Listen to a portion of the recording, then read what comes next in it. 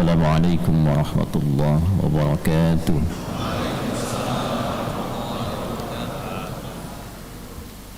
Alhamdulillahi rabbil alamin. Wassalatu wassalamu ala rasulillahil karim Nabiyyina wa sayyidina Muhammadinil amin wa ala alihi wa sahbihi wa dhurriyyatihi wa ummatihi ila yaumiddin. Amma ba'd. Faya ibadallah, usi nafsi wa iyyakum bitaqwallahi faqad fazal muttaqun. Fala tamutunna illa wa antum muslimun. Faqala ta'ala: Ya ayyuhalladzina amanu taqullaha haqqa tuqatih wa la tamutunna illa wa antum muslimun. Hadirin rahimani wa rahimakumullah. Alhamdulillah, kita awali majlis ilmu kita di subuh ini, Ahad 26 Syawal 1445 Hijrah, dengan bersyukur pada Allah Subhanahu wa taala kita masih diberikan kesempatan oleh Allah Subhanahu wa taala untuk berkehidupan di antara sekian orang hidup. Kita mendapatkan kenikmatan berislam.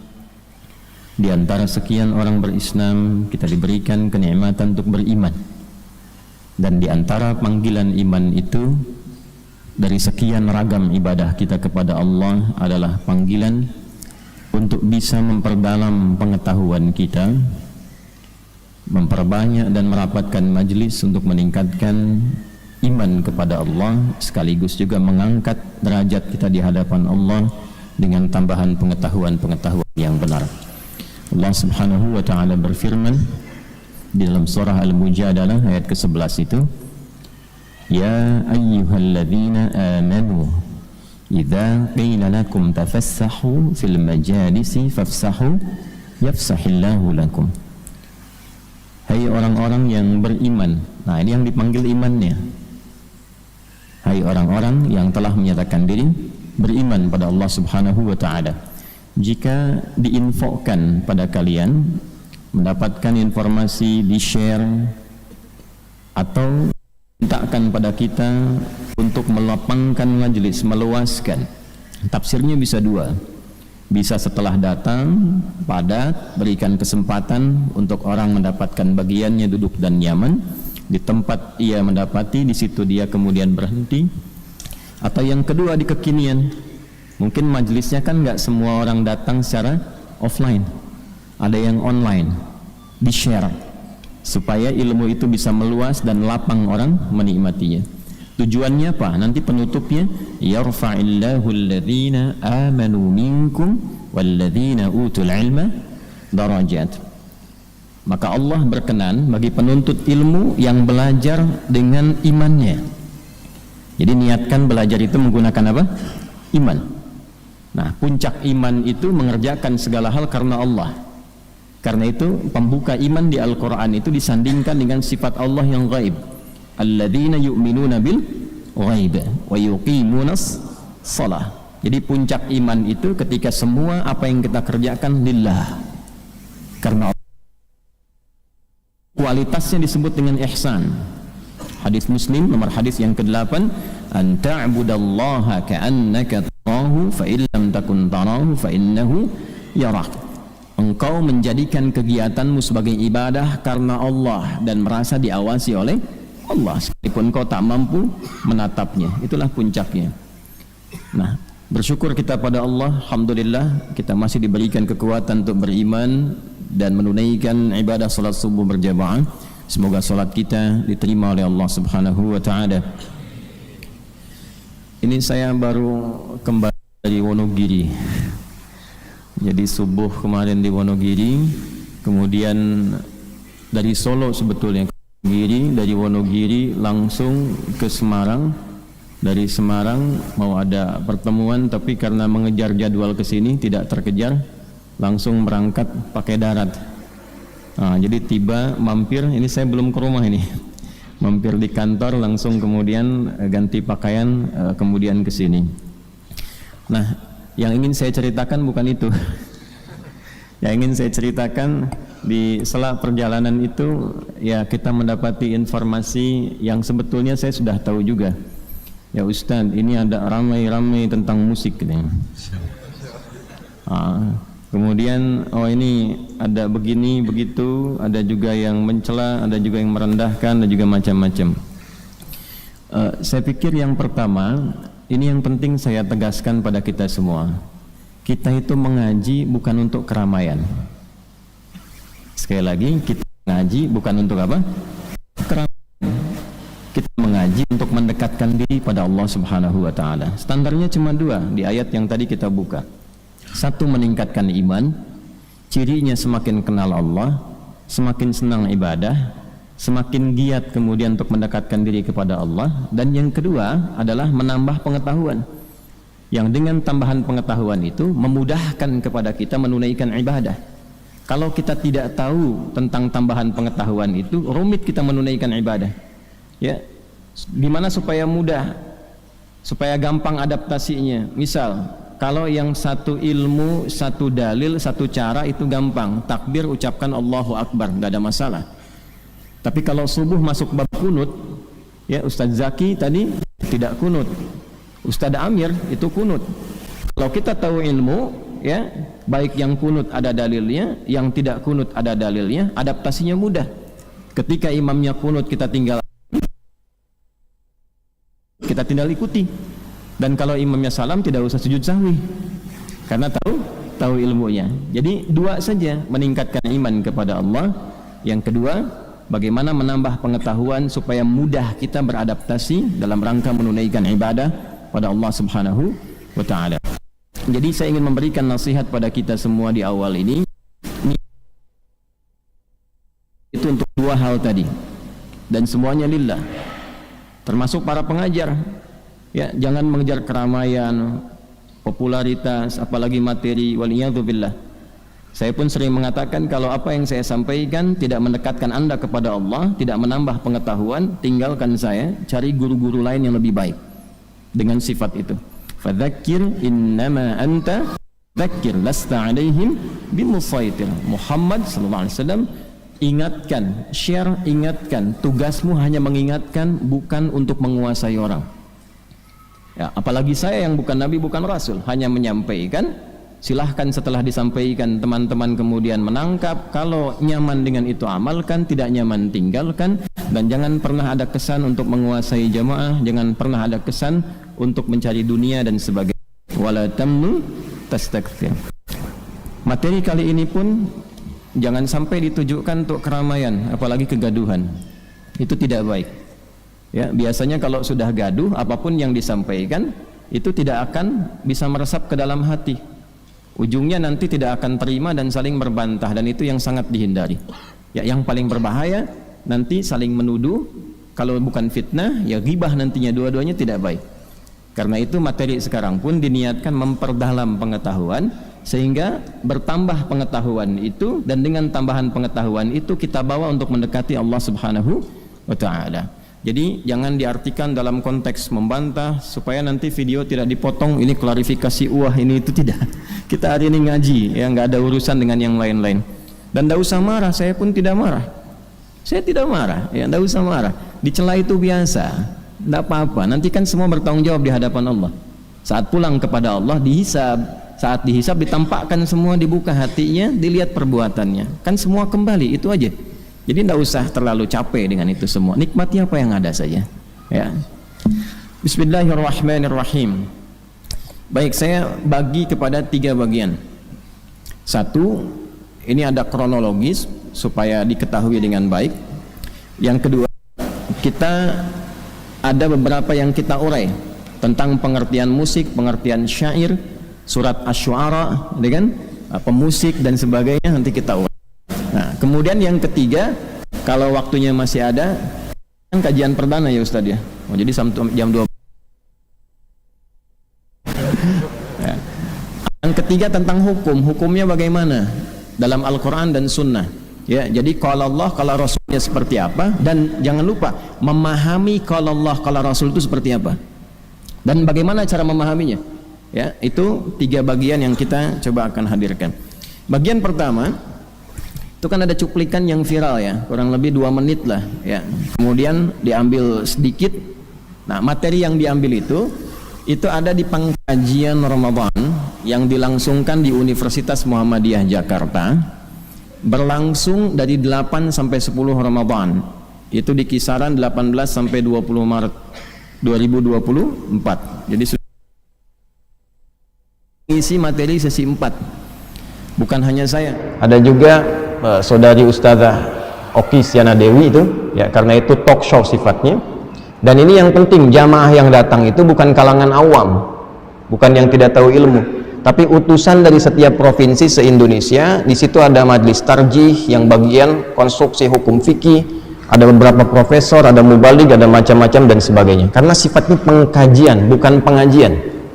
Beda, kalau pengajian ngaji, kita belajar ya dan seterusnya. Kalau pengkajian itu analisis, menganalisis, meneliti dan melahirkan satu kesimpulan. Baik, secara singkat dan padat saja karena kita bagi dengan cepat. Yang diambil di cuplik itu diantaranya ada satu pertanyaan tentang hukum musik. Sebetulnya ada satu pernyataan, ada satu pertanyaan. Pernyataannya dari moderator yang menyamakan Quran dengan musik, dan saya bantah tegas itu dengan dalil dan seterusnya. Yang kedua, yang ini yang penting, pertanyaan tentang musik, tentang hukum musik ya. Nanti teman-teman bisa lihat tuh, klik aja di YouTube tuh gampang, pengkajian Ramadan UMJ ya, nanti keluar tuh, itu ada kurang lebih 2 jam di situ. Kemudian saya jawab dengan menyampaikan 2 hal. Pertama, ini standar kami, saya menyampaikan sikap sebelum menyampaikan hukum. Sikap saya terhadap musik, karena saya ini senang Quran, cinta Quran, dan berharap menjadi bagian dari ahli Quran, maka posisi saya menjauhi musik karena saya tidak suka musik. Gelombang musik itu nggak sama dengan gelombang Quran. Itu poin saya. Itu sikap yang pertama saya sampaikan. Adapun terkait hukum, mesti jujur. Disampaikanlah bagaimana pandangan ulama tentang hukum itu. Walaupun kita punya sikap berbeda, hukum harus disampaikan. Antum mau kunut, boleh, tapi antum sampaikan dalil yang tidak kunut, supaya nanti saat ada orang tidak kunut, antum mengerti. Anda tidak kunut, boleh, tapi ketika Anda tidak kunut pun harus disampaikan dalil yang kunut bagaimana, supaya tidak mencela ketika orang menunaikan kunut. Maka saya sampaikan kemudian pendapat-pendapat ulama terkait dengan hukum musik itu pada 3 aspek utama. Ada yang mengharamkan mutlak, ada yang menghalalkan mutlak, ada yang menghalalkan dengan catatan. Saya uraikan secara singkat karena waktunya terbatas. Yang mengharamkan ini dalilnya, ini turunannya. Yang membolehkan seperti ini, yang mutlak itu langsung saya tolak, ini abaikan saja. Yang membolehkan dengan catatan begini, begini, begini. Kemudian didialogkan. Ya, yang satu saya turunkan ini yang surat Luqman ayat 6. Kemudian sampailah pada titik surat Asy-Syu'ara.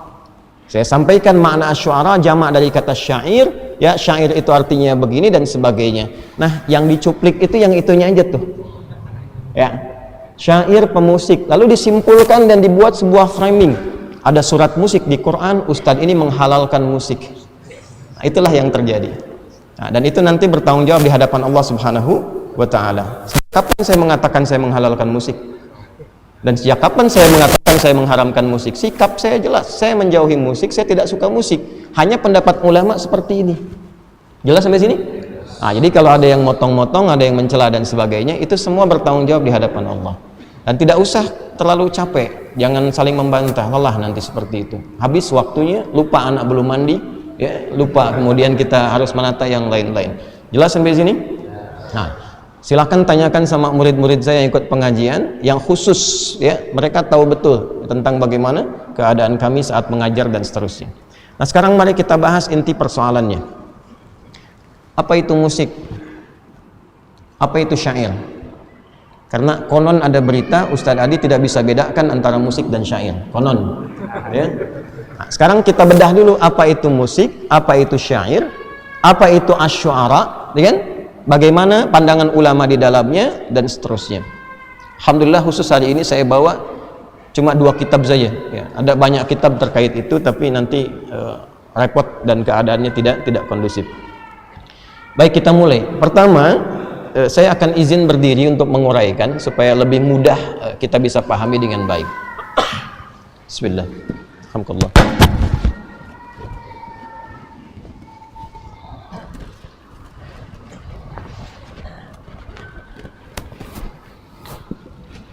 Bismillah. Bisa terdengar jelas ya?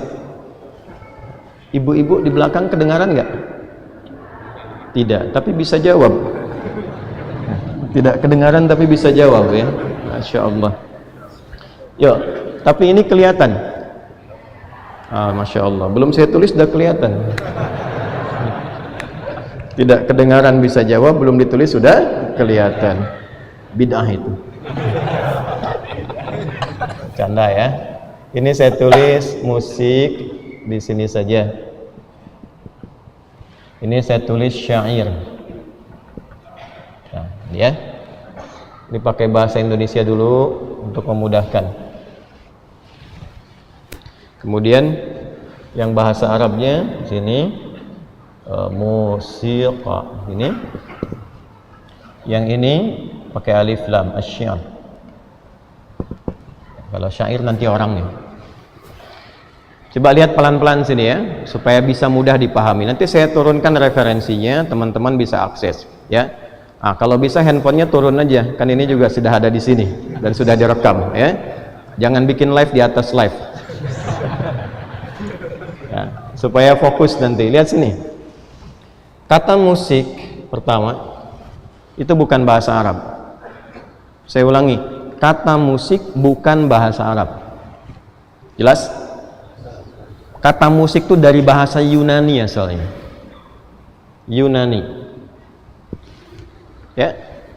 Dari kata musika, musika. Ya. Kata musika ini dalam mitos Yunani diambil dari kata muse. Artinya dewi seni. Dewi seni.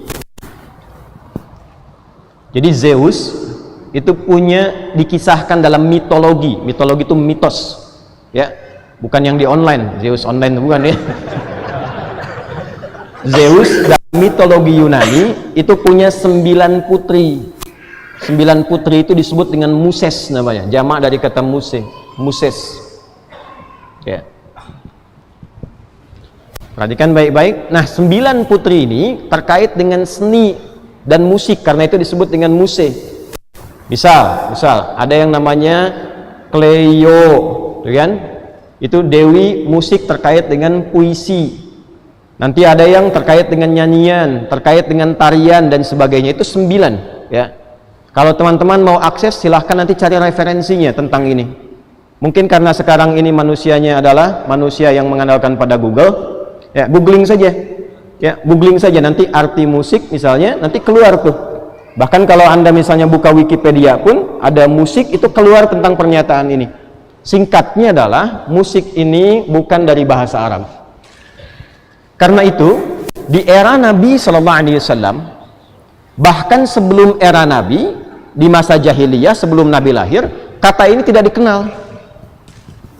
Sekali lagi, kata ini tidak dikenal karena ini bukan bahasa Arab asli. Kita tuh kenal kata musik baru kekinian aja di abad-abad ketika Yunani itu banyak diterjemahkan, baik filsafatnya dan seterusnya, terutama nanti ketika berdiri perpustakaan besar Baitul Hikam. Ya, Abu Ja'far Al-Mansur nanti ya diantaranya itu membuat satu gerakan banyak penerjemahan, maka dihimpun karya-karya Yunani. Dari situ kemudian muncul istilah-istilah datang dan mu'arabah atau musta'rabah, diarabkan, viral di Arab. Jadi ke era Nabi, ke era sebelum Nabi ini nggak dikenal, baru kekinian kemudian didapatkan di abad-abad jauh setelah itu baru muncul kata ini. Jelas di sini? Nah sekarang padanannya apa dalam bahasa Arab?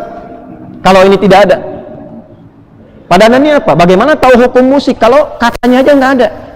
Silahkan cari kata musik dengan kata musik kok begini di Al-Quran, satu kata aja cari.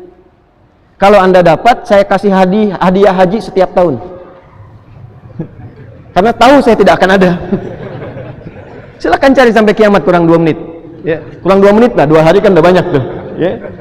Tidak akan ditemukan karena memang tidak ada kata ini dalam bahasa Arab di era itu, tidak ada, tidak ditemukan.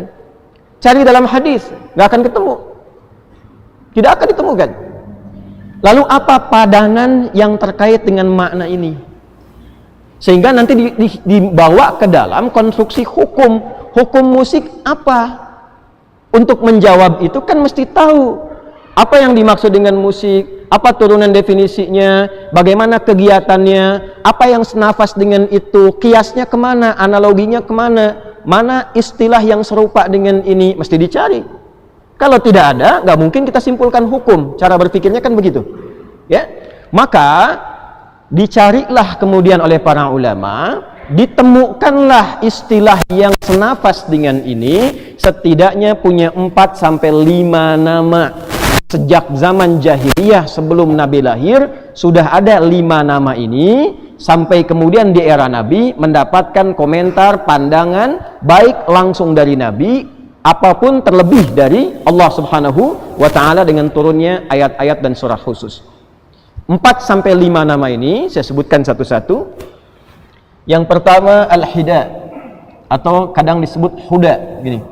Bisa pakai dhammah, bisa pakai kasrah.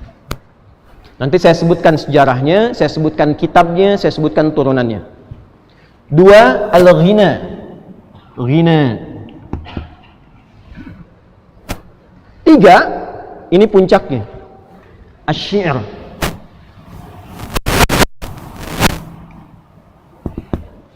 Satu huda pakai hak kecil ya, bukan hak besar. Hak huda atau hida. 2 al-ghina, ghina. Ketiga asy-syi'r. Kalau pakai alat nanti disebut dengan azaf. Alatnya disebut dengan ma'azif. Kemudian ini yang keempat, 1, 2, 3, 4. Yang kelima kadang disebut dengan as-sama'. Ini agak jarang, tapi sering kadang-kali dimunculkan dalam beberapa kitab fikih. Al-huda atau hida 1, al-ghina 2, asy-syi'r ini puncaknya 3. Yang keempat kalau pakai alat azaf, alatnya disebut ma'azif. Dan yang kelima as-sama'. Jelas sampai sini? Jelas. Jadi kata ini tidak ada, kata musik ini. Yang ada tuh 5 ini. Dari mana asalnya 5 ini muncul? 1 al-huda atau al-hida. Yuk kita pakai kitab dulu ya, supaya tidak dipahami bahwa ini cuma cerita atau dikarang-karang. Di antara kitab yang paling populer tentang hida atau huda, rujukan para ulama sampai sekarang ya, termasuk juga para ahli-ahli sejarah dan syair. Itu nama kitabnya Mirwajuz Dhahab, karya Al-Mas'udi, Ali Al-Mas'udi. Mirwajuz Dhahab, ya. Karya Al-Mas'udi. Kurang lebih 1850-an halaman. Saya ada kitabnya. Ya, dibagi pada 3 sampai 4 jilid. Yuk kita mulai ya. Hida atau huda asalnya bermula dari datuk atau kakek buyut Nabi sallallahu alaihi wasallam yang bernama Mudhar. Siapa namanya?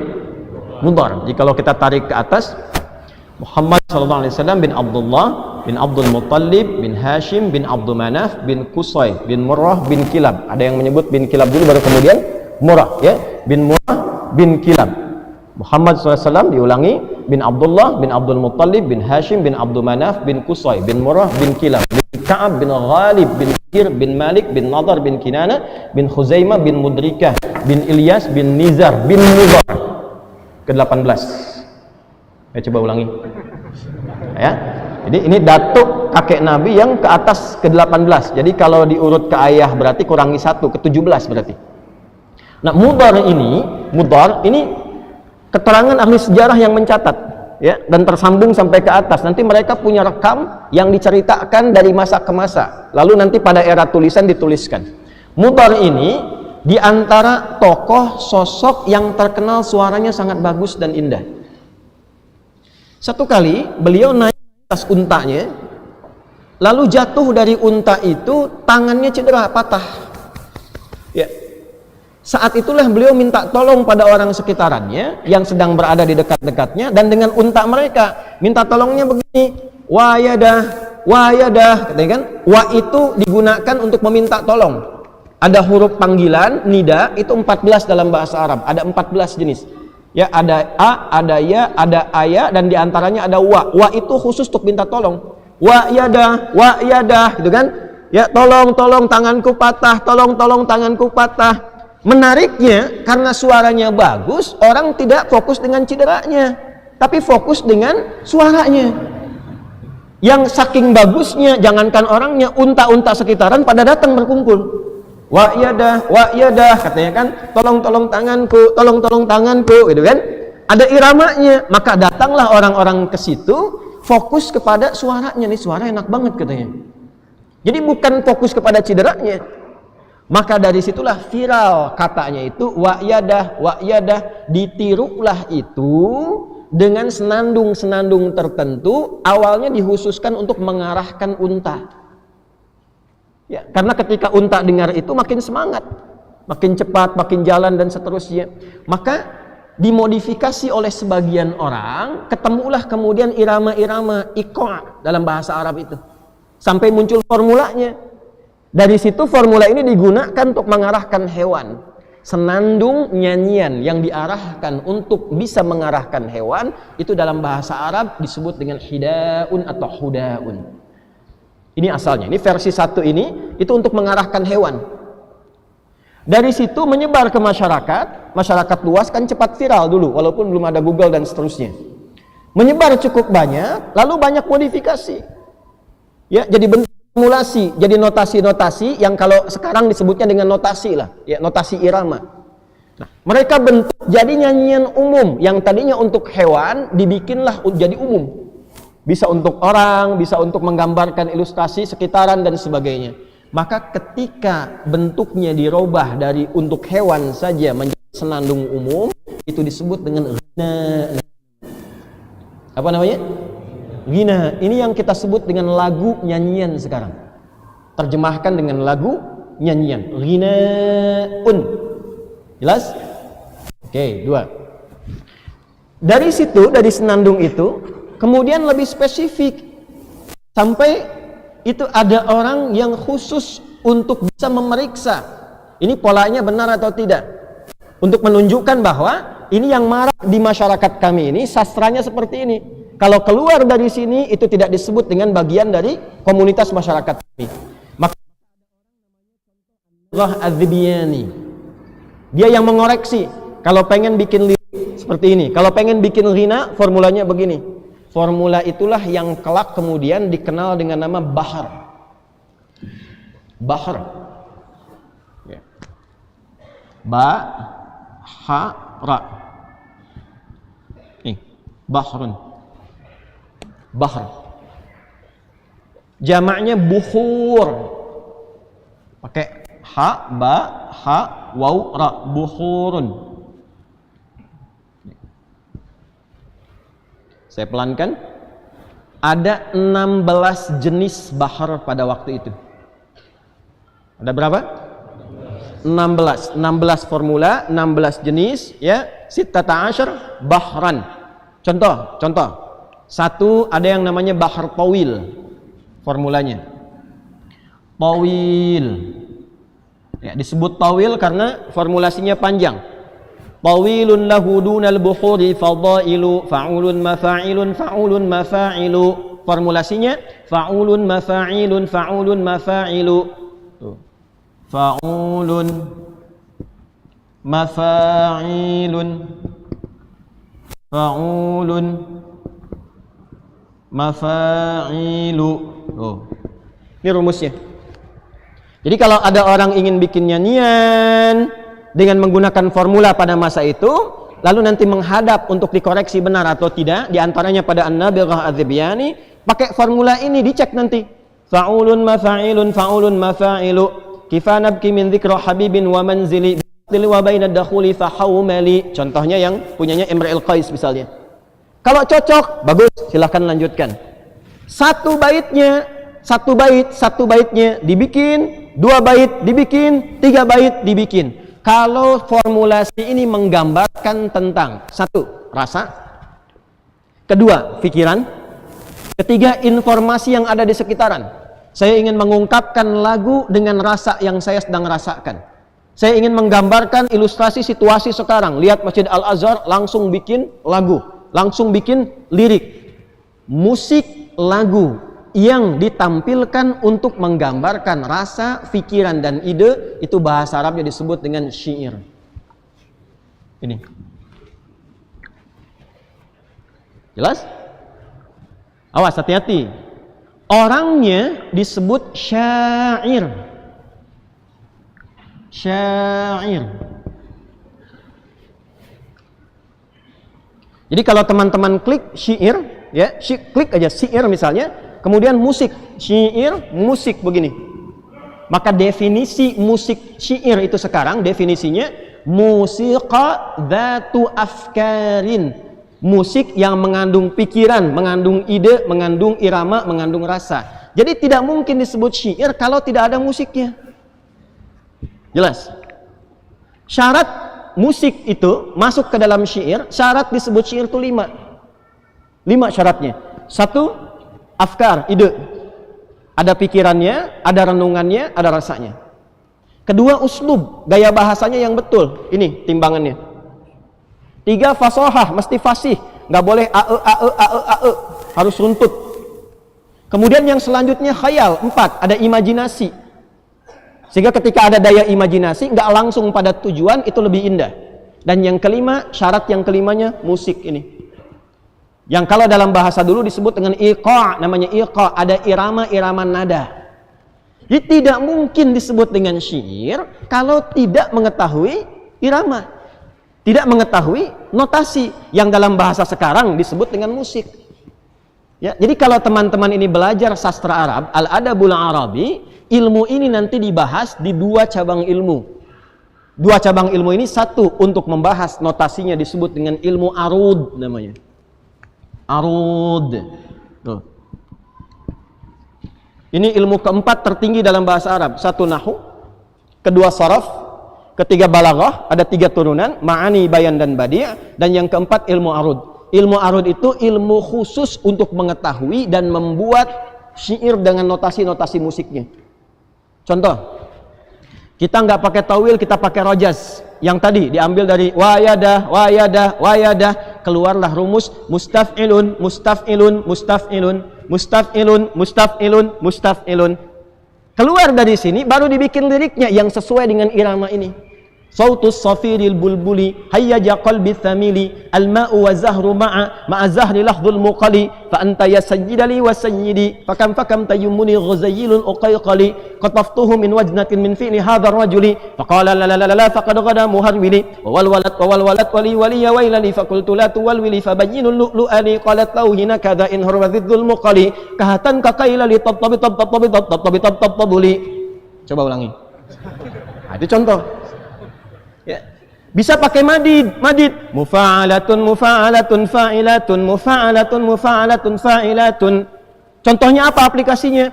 Tala'al badru alaina min thaniyatil wada'. Nah, itu ada iramanya, ada alunannya, ada notasinya. Notasinya tuh dari sini ilmunya arud. Jelas? Dari mana tahu itu? Karena ini jurusan kuliah saya. Itu saja. Kami ini spesialisasi, saya ini cinta Quran. Karena saya cinta Quran, saya ikuti jalur ulama. Nggak mungkin tahu dan bisa menafsirkan Quran kalau nggak kenal bahasa Arab. Imam Syafi'i ngajinya bahasa dulu. Imam-imam ulama tuh ngaji bahasa dulu. Maka jurusan kami itu bahasa dan sastra Arab. S1 kuliah saya membahas ini semua. Dan saya menulis buku di bidang arud ini. Namanya Minhatul Jalil fi Ta'rifi Arudil Khalil. Saya punya buku. Dan dalam bahasa Arab, bukan bahasa Indonesia. Minhatul Jalil fi Ta'rifi Arudil Khalil. Ini poinnya. Jelas? Oke, teruskan. Nanti dari sini, orang-orang yang ingin membuat syair itu mesti menguasai 5 hal tadi. Afkar, ide, renungan, pikiran. 2, uslub, gaya bahasa yang mengacu kepada ini. 3, fasohah, kefasihan. Yang keempat, khayal, imajinasi. Yang kelima, musik, iqah, irama, notasi. 5 ini dikumpulkan sejak sebelum zaman Nabi sudah ada dan sudah dilombakan.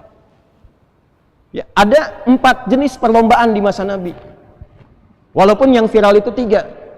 1, lomba mengumpulkan harta. Jadi mereka keluar berniaga, nanti di akhir pekan kumpul. Akhir pekannya tuh yang kita sebut Jumat sekarang, namanya Yaumul Arubah. Kumpulnya di tempat hiburan, weekendnya ke tempat hiburan.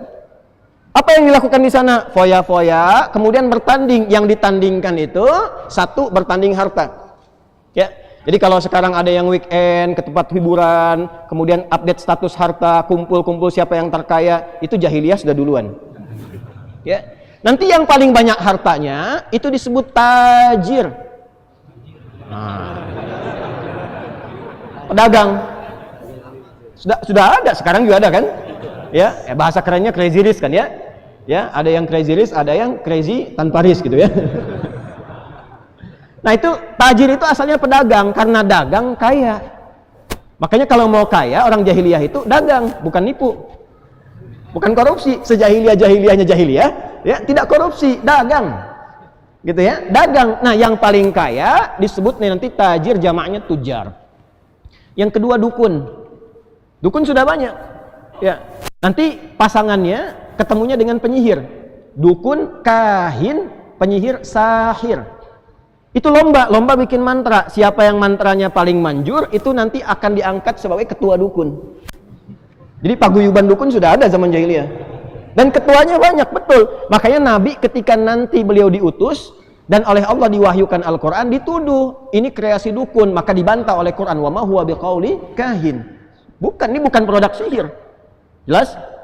Yang ketiga, syair. Syair. Ahli syair, ahli musik tingkat tinggi. Kenapa disebut tingkat tinggi? Karena yang ini buat hewan saja. Ini masih umum, yang ini istimewa. Nggak semua orang, nggak sembarangan bisa menguasai ini. Jadi kalau sudah levelnya syair, itu musisi khusus. Dan itu dilombakan. Dilombakan. Dibikin syair ini, kalau sampai 7 bait disebut qasidah namanya. Ya, 1 baitnya itu ada 2 baris. Baris pertama disebut sodrun, baris kedua disebut ajazun. Sodrun, ajazun. Kalau sudah ada 7 disebut qasidah. Di qasidah itu tidak harus pakai rebana. Ya dana, bangun masjid pakai dana. Nggak harus pakai rebana. Ya, ke Depok Cibubur gitu kan. Dapat uang segepok ke Cibubur gitu ya. Jadi nggak harus pakai rebana. Qasidah itu bila ada bait syair sampai ke 7 jumlahnya disebut qasidah. Kumpulan-kumpulan qasidah disebut dengan diwan namanya. Jadi dari mulai syair pakai bahasa Arab aja biar nggak salah paham. Nanti dari sini muncul qasidah kalau 7. Dari qasidah muncul diwan kalau dikumpulkan. Jelas? Ini dilombakannya di mana? Di pusat hiburan namanya aswaq, suq uqad, suq dumatul jandal. Dan nanti yang paling bergengsi, paling elit perlombaannya di atas Jabal Qubais, di dekat Ka'bah, yang sekarang ada istana raja itu, Jabal Qubais. Ya, ada gunung Abi Qubais, itu ada istana sekarang. Itu adalah tempat prestisius yang menentukan siapa berkuasa. Makanya kalau teman-teman lihat ada istana di atasnya, ini menunjukkan ini yang sedang berkuasa itu pemerintahan ini. Nah dulu yang punya kuasa itu 3 golongan itu. Yang paling kaya, kemudian ada dukun dan tukang sihir, ya, satu lagi ada musisi, penyair di sini. Syair. Dilombakan, yang keempat nanti yang kedudukan, ya, dan seterusnya. Dilombakan, perlombaan ini akan menyeleksi 7 terbaik. 7 terbaik. 7 terbaik ini kalau sudah didapatkan, itu nanti karya mereka 7-7-nya akan ditempel di dinding Ka'bah, dituliskan. Itulah asal mula sejarah nanti kain kiswah yang diganti dengan Al-Quran saat Islam hadir di tanah Hijaz. Asalnya itu bukan ayat Quran, asalnya bukan Asmaul Husna, asalnya itu tulisannya syair semua. Lirik-lirik, lagu-lagu dan sebagainya. 7 disebut mu'allaqatus sab'a. Nanti dipilih pemimpinnya, siapa yang paling hebat, disebut dengan ini syair, orangnya syair, jamak dari kata syair, karena jamak itu lebih dari 2. Ya, kalau 2 disebut mutsanna, ada yang mengatakan lebih dari 1. 1 mufrad single, 2 mutsanna, kan? Yang ketiganya jamak. Karena ini dipilih 7, maka dijamakkan syair menjadi syu'ara. Jamak dari kata syair, syu'ara. Paham? Masuk sampai sini? Masuk. Ini maaf kalau saya terasa lebih kencang karena suara yang di sini dengan ini agak berbeda. Ya, maksud saya supaya kedengaran ke belakang. Kalau yang teman-teman online terdengar itu supaya terdengar yang offline ke belakang. Ya. Jadi bukan karena semangat membara, bukan. Ya. Jamak syair itu syu'ara adalah 7 kemudian dikumpulkan, ditempelkan di dinding Ka'bah, ditulis dengan tinta emas. Main-main, ditulisnya pakai tinta emas, ditempelkan di dinding Ka'bah, ditempelkan 7 terbaik, namanya al-mu'allaqat as-sab'. Kalau belajar sastra Arab pasti paham nih. Al-mu'allaqat as-sab'.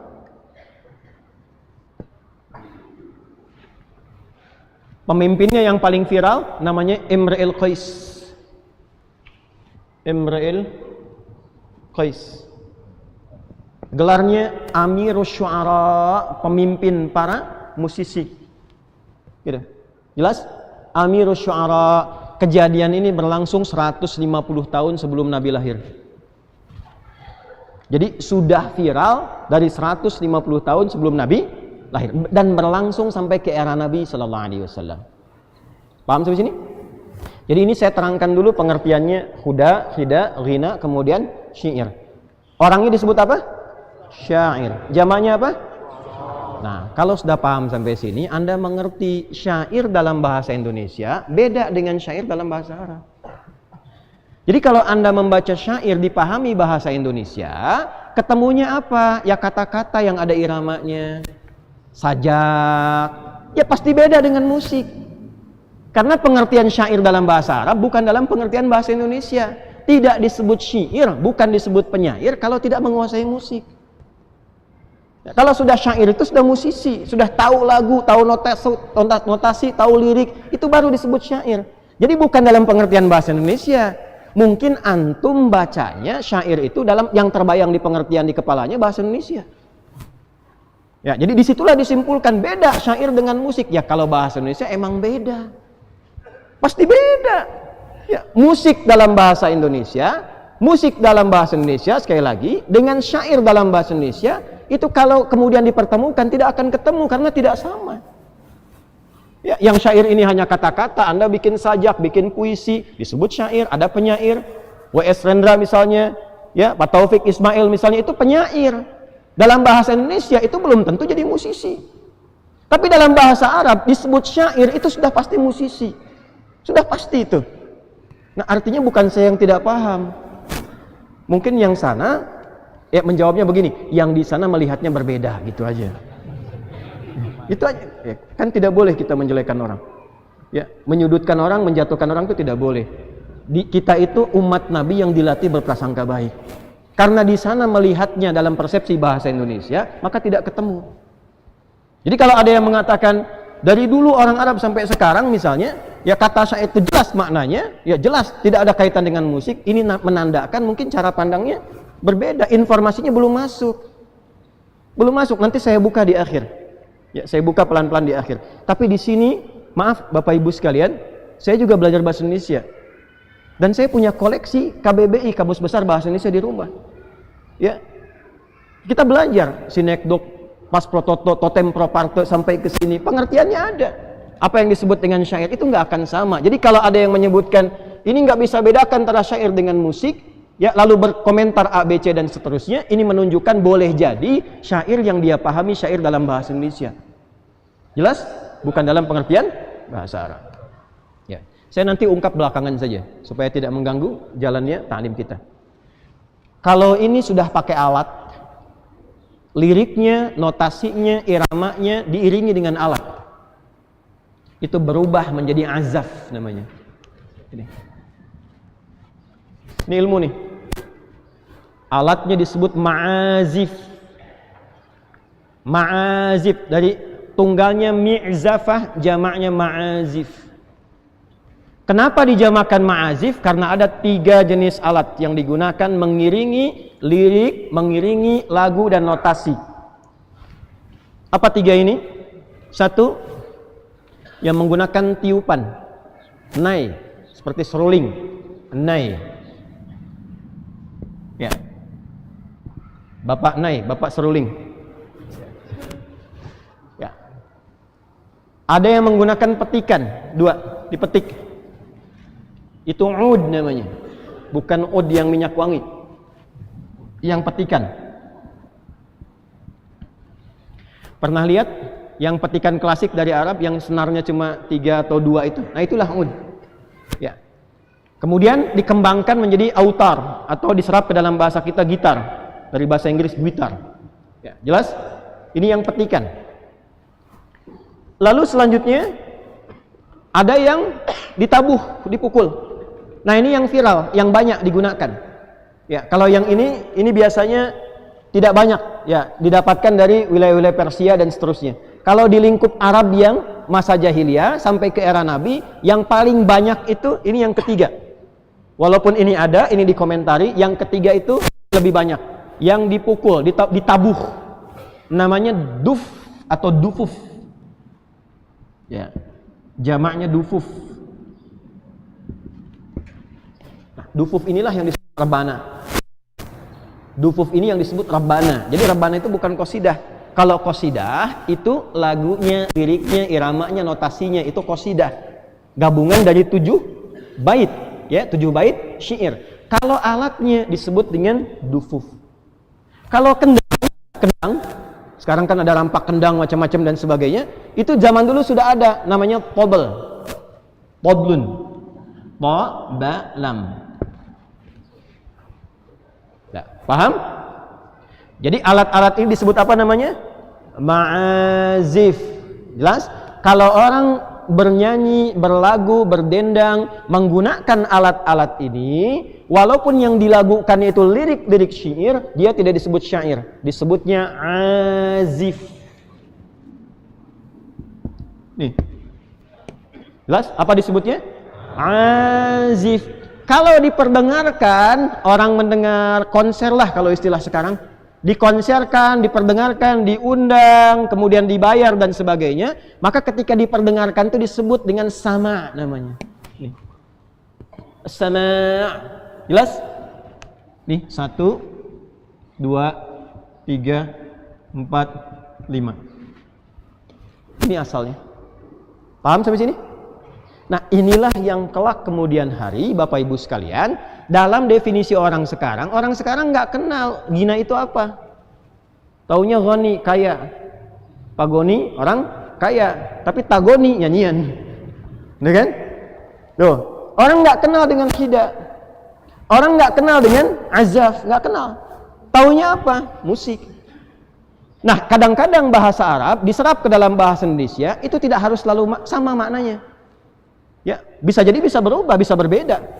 Ya, misal kita ambil beberapa banyak bahasa yang ditarik ke dalam bahasa Indonesia. Bahkan ke bahasa daerah.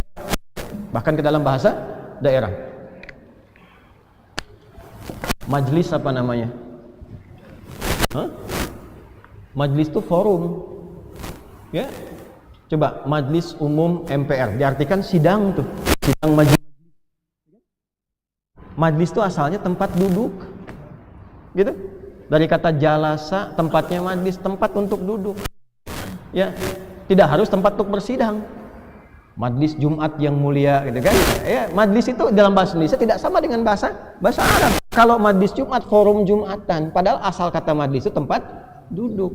Syair ini itu produk musik dengan 5 syarat tadi. Ketika ditarik ke dalam bahasa Indonesia, maknanya berubah untuk membedakan dengan istilah yang sudah ada di tempat itu supaya tidak sama.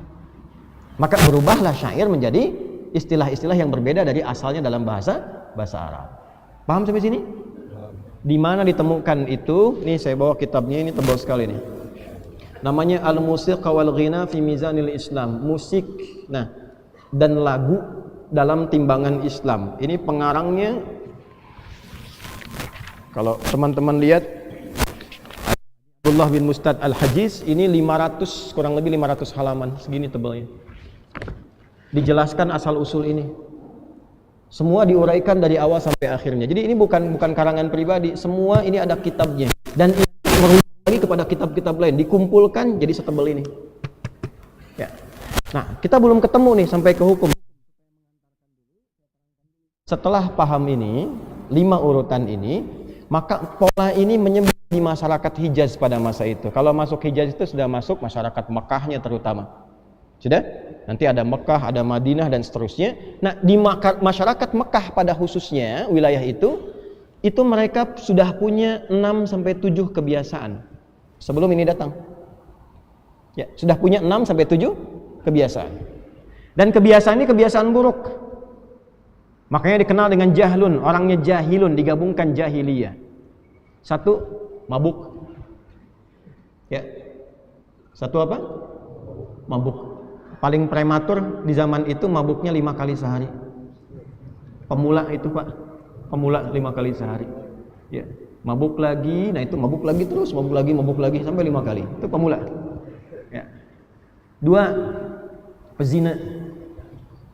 Ya. Jadi ada orang yang bahkan kalau sehari nggak zina pusing. Zina itu, ya, hatam zina. Lebih dahsyat. Jadi kalau ada tetangga suami kumpul, ya, kongko duduk ngobrol. Saya nggak enak sama istri saya juga bosan. Malam tukeran yuk, ayo katanya. Itu malam bisa tukeran. Dan itu ada babnya, bahkan di fikih ada. Itu yang nanti dikecam, itu yang turun ayat-ayat tentang larangan zina. 2. Yang ketiga, nah ini problem. Suka nuduh, suka menjatuhkan, suka menyerang. Haja namanya. Haja. Nah, ini sumber peperangan nanti. Yang keempat, melahirkan keberanian untuk berperang, hamasah. Yang kelima, menjadi profesi untuk meratapi orang ketika meninggal. Jadi ada profesi ahli ratap. Jadi kalau misalnya ada yang meninggal, diundang nih yang profesi ini untuk meratapi aja, itu dibayar, Pak. Makanya nanti ada larangan dari Nabi jangan ratapi orang meninggal, karena itu ada kebiasaan jahiliyah. Jadi bayar orang untuk nangis aja, gitu ya. Nggak tahu sekarang ada apa enggak deh itu. Buat nangisin aja, nangis, dan gitu pulang dapat uang ketawa lagi. Yang keenam, nah ini biasanya di lingkungan pejabat zaman jahiliyah ya, jangan dipotong nih. Itu dibayar untuk muji-muji. Ya, untuk muji aja, muji ya, ABS asal Bapak senang gitu. Jadi ketika muji dapat uang, itu madah namanya. Madah. Nah, saya turunkan ke 6 ini, saya tuliskan. Bismillah. Ini saya hapus sebagian sini ya. Ini materi penting sekali nih, saking pentingnya susah dihapus nih. Sini aja ke bawah. Tolong kamera yang ini difokuskan supaya kelihatan ke atas. 1, yang mabuk-mabuk namanya khamar, buat mabuknya. 2, untuk yang zina, selingkuh, menggoda dan sebagainya disebut ghazal. Yang 3, untuk menuduh, menyudutkan, ya, dan semacamnya itu disebut haja. Kemudian yang selanjutnya untuk dibawa ke suasana semangat berperang dan seterusnya disebut hamasah. Yang selanjutnya untuk meratap-ratap disebut ratha atau ritha. Bisa dengan 2 harakat, rathaun atau rithaun. Yang terakhir disebut dengan madah. Muji-muji. Belum ada nuansa agamanya, belum ada nuansa edukasinya, belum ada. Itu semua di sini semua. Nah, ketika syair itu masuk, lagunya masuk, sudah ada notasi viral di masyarakat itu, menyatulah dengan 6 karakter ini. Maka digunakanlah syair itu untuk melengkapi kegiatan-kegiatan ini. Dari mulai lagu yang tidak pakai alat musik sampai dengan lagu menggunakan alat musik. Jadi supaya lebih masuk dan jadi kalangan elit. Kapan disebut elit orang jahiliyah? Kalau mabuk, kalau mabuknya ada lagunya, mabuknya ada syairnya, kadang disertai alat musik. Nah, syair-syair yang dilekatkan pada aktivitas mabuk disebut khamriyat namanya. Apa namanya? Khamriyat. Misal saya bacakan yang paling viral. Kalau Anda belajar nanti di jurusan sastra Arab, nanti pas masuk bab syair, pendalaman syair, itu ada syair yang sangat populer tentang khamr ini. Syairnya Farazdak. Hayyam bina ila khamrin muskirina, fawailul lil musallina wa laysa lil muskirina. Gitu kan? Mari kita mabuk-mabuk, karena yang celaka itu orang yang sholat. karena Tuhannya berfirman, celaka untuk orang sholat, wailul lil musallin, bukan celaka untuk orang mabok. Itu saking jeleknya tuh. Ada. Itu khabiyat. Ya, mereka mabuk itu pakai lagu, ada yang diiringi dengan alat musik ma'azif. Dua, ini yang kedua itu untuk merayu perempuan, untuk selingkuh, untuk zina, itu pakai ghazal. Jadi kalau cuman merayu biasa itu nggak keren. Kapan menjadi keren? Ketika bikin lagu, bikin syair dan seterusnya. Begitu dibikinkan, itu langsung perempuan tertarik, bisa zina seketika. Itu ghazaliyat namanya. Ini bukan, jauh sekali. Ya, hati-hati, jangan salah berpikir. Ya, ini ghazaliyat. 3 haja itu sengaja untuk nyerang. Ya, untuk persiapan, merendahkan, menyudutkan, menghantam. Itu jadi istimewa dan terasa hancur martabat kalau diserangnya pakai syair. Ya, itu bisa menembus dalam komentar Nabi nanti, menyerang menggunakan haja ini itu bisa menembus lebih cepat dibandingkan anak panah yang melesat. Itu komentar Nabi dan itu ditemukan dalam kitab-kitab tafsir. Ya, nanti saya berikan referensinya. Kemudian ini hamasah. Hamasah ini biasa disertai dengan genderang. Ya, dengan satu yang dipukul, ditabuh itu, ya. Itu biasanya persiapan kalau mau perang. Teman-teman pernah lihat nggak kalau film kolosal itu ada yang ditabuh itu, genderang besar, bung bung bung bung bung. Di Arab itu bukan cuman dulu dengan genderangnya, tapi ada lagunya, ada liriknya, ada syairnya, ada qasidahnya. Ya. Dan nanti kedepannya menjadi mars. Mars itu kalau tentara-tentara itu mau menyerang itu, masa-masa Turki Utsmani itu kan ada Janisari itu. Coba lihat himnenya deh. Kalau sudah kedengaran itu keadaannya, musuh itu jadi gentar. Itu asalnya hamasah, sudah ada. Kemudian yang kelima itu ratha, untuk meratapi yang tadi saya sampaikan. Ya, itu pakai lagu. Profesi peratap itu akan lebih keren dan harganya jadi mahal, bayarannya tinggi kalau dia punya lirik, punya lagu dan dia masuk di bidang itu. Itu lebih tinggi dan dibayar. Yang terakhir madah, untuk muji-muji. Nah, itulah masuk ke lingkup masyarakat jahiliyah, sehingga ketika dipakai oleh mereka kata-katanya tidak bermanfaat dan kadang mereka bahkan kumpul. Ini poinnya, ketika Nabi diutus berdakwah menjadi Rasul, bahkan sebagian profesi mereka itu digunakan untuk menghantam Al-Quran dan menghantam Nabi. Contoh, siapa aja tokohnya? Ini saya bacakan referensinya. Coba di kitabnya yang paling gampang, Tafsirul Munir, karya Syekh Profesor Wahbah Az-Zuhaili, itu yang paling baru sekarang. Ya, saya bisa sebut yang lain seperti At-Tabari juga ada.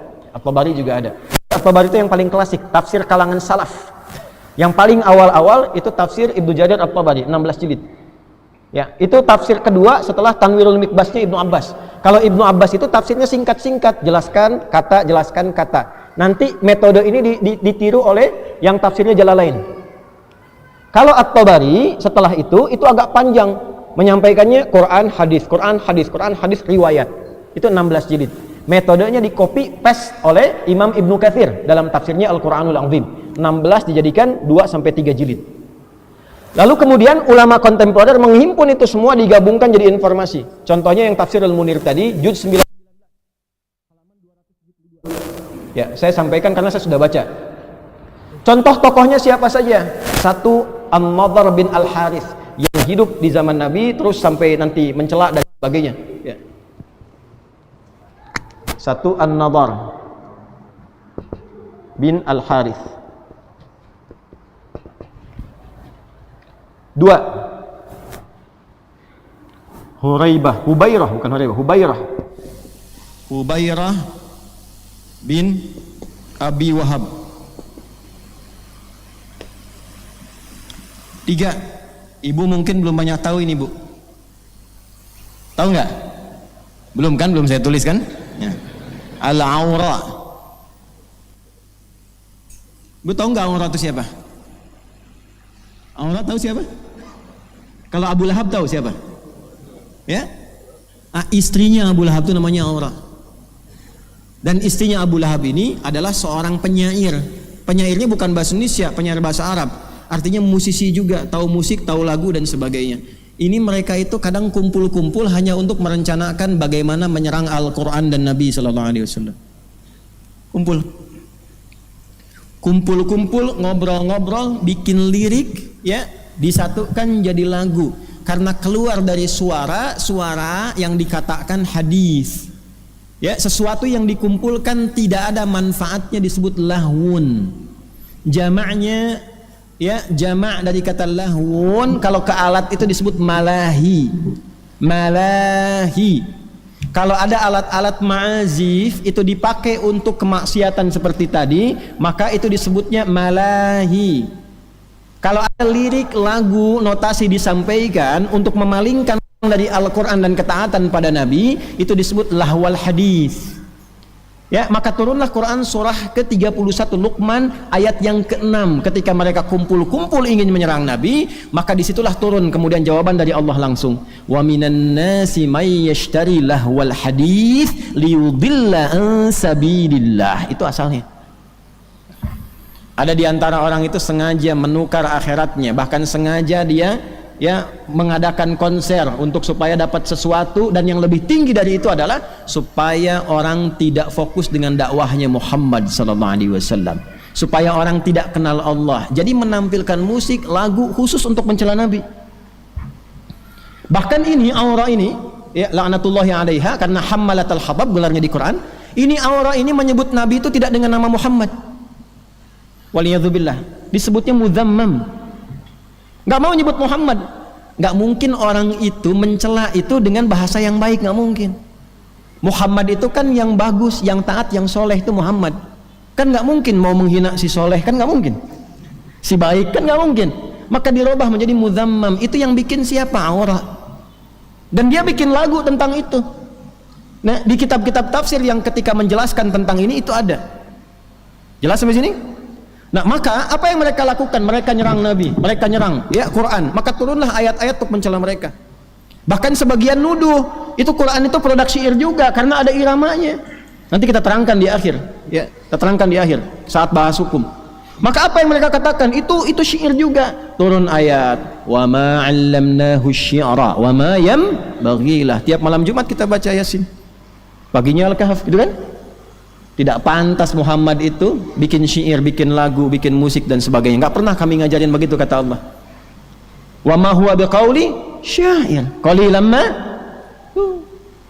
Quran itu bukan produknya syair. Ya, gampang cara ngeceknya. Kalau produk syair pasti akan sesuai dengan irama 16 itu, bakhar itu. Kalau di luar 16 sudah pasti bukan syair. Ya, syair itu 16 itu, ada iramanya, notasinya dan seterusnya 16 itu. Kalau bukan itu sudah pasti bukan syair, dibalikan lagi oleh Allah. Kan kamu yang bikin dengan alif, dengan lam, dengan mim, alif lam mim. Tuh kan? Kamu yang bikin syair dengan itu. Coba cek sama enggak? Enggak ada yang sama. Dzalikal kitabul la raiba fi, tidak ada keraguan. Quran itu bukan musik, bukan syair, firman Allah, jauh dari apa yang kamu bayangkan, jauh dari apa yang kamu tuduhkan. Makanya bukan syak tapi raib. Raib itu ragu sambil nuduh. Ya. Kayaknya Ustadz Adi tidak menguasai bidangnya deh. Emang itu Ustadz itu memang cuma pandai retorika. Nah, itu meragukan sambil nuduh. Itu raib namanya. Jelas? Nah, ini contoh ya, contoh saja, nggak ada kaitan dengan apa-apa. Nah, ini 16 ini dipakai, ini turun ayat merespon. Respon tertingginya apa? Ketika banyak mereka menyerang dengan karya, dengan lagu, musisinya pada nyerang, turunlah Asy-Syu'ara itu, surah ke-26. Khususnya dari ayat 224. Wasyu'ara'u yattabi'uhumul ghawun alam tara annahum fi kulli wadi yahimun wa annahum yaquluna ma la yaf'alun. Turun dari ayat 224 itu. Ya, wasyu'ara. Problemnya di mushaf itu diterjemahkan dan para penyair itu problemnya. Lalu orang ngaji dari terjemah, nggak belajar ilmunya. Yang repot lagi baca terjemah berfatwa, itu problem. Nih buat ngetes nih begini. Apa artinya Iqra?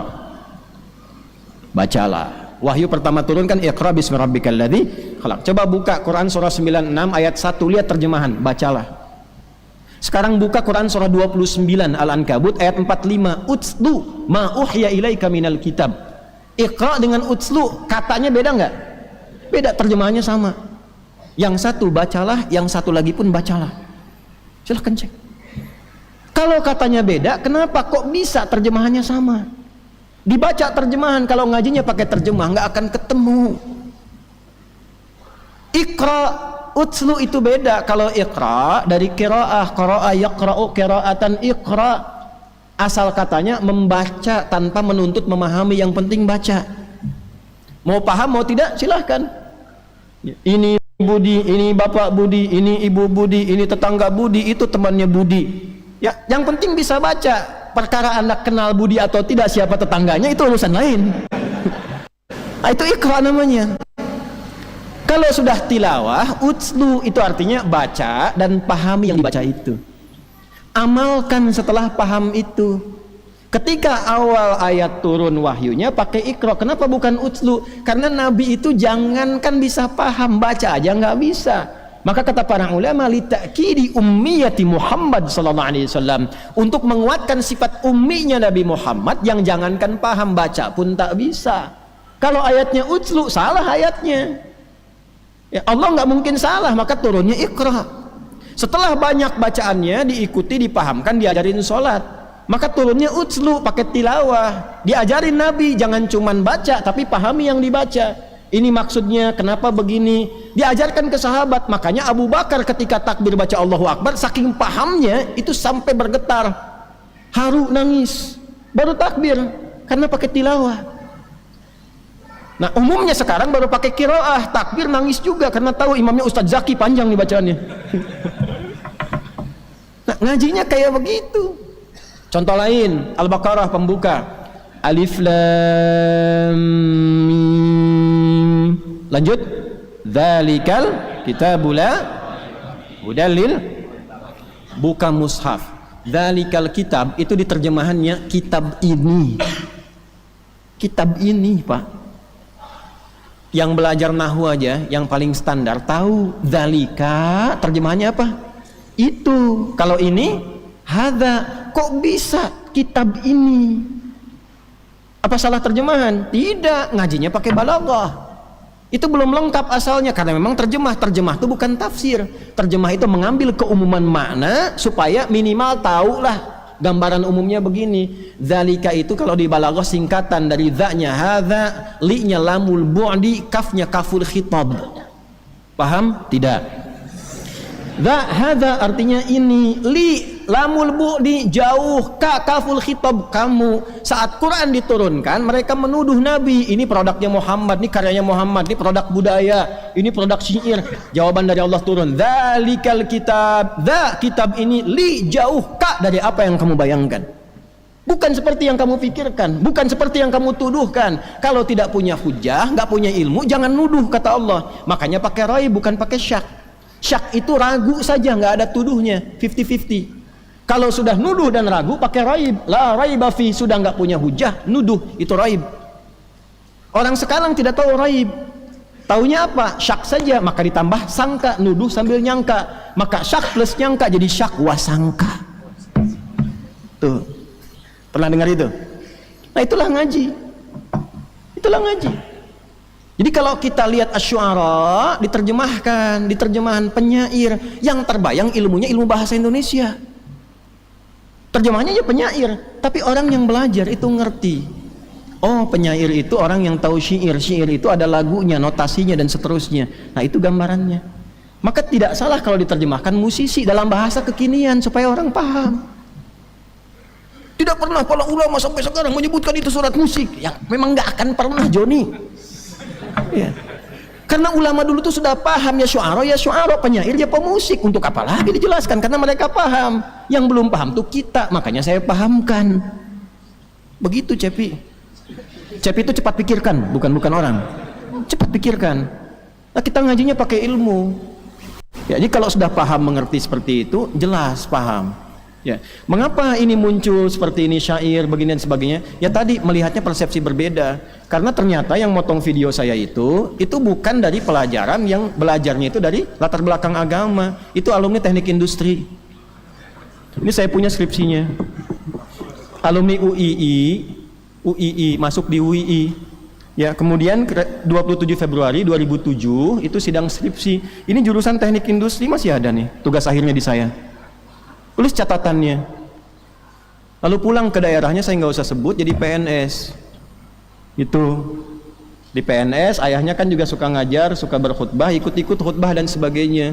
Lalu umrah 2010 pulang dapat tugas belajar ke Saudi. Ya, di King Saud University. Nah, di King Saud ini bukan jurusan agama, engineering juga. Jadi nggak semua yang ke Saudi misalnya atau yang ke UAE atau ke Libya misalnya saja belajar agama, belum tentu. Ya, teman saya dulu ada, ya alumni pertama pesantren saya itu ke Saudi di kampus yang sama jurusannya pertanian dan perkebunan. Pulang ke Garut, ke daerahnya ke Garut, diminta ngajar tafsir, cerita ke saya. Maka saya jelaskannya tafsir kurma Ustadz katanya. Tapi ngambil kitab ya kan karena masyarakat nggak bisa taunya bahasa Arab, jelaskan tafsir kurma kan dekat ke Nabi gitu. Ya diambil kitabnya pakai bahasa Arab, penjelasannya teknik berkebun. Jadi masalah gitu. Ya kan ini problemnya. Kalau menghafal Quran sampai hafal, alhamdulillah. Kita pun murid-murid banyak, ini murid saya ini bersanad semua.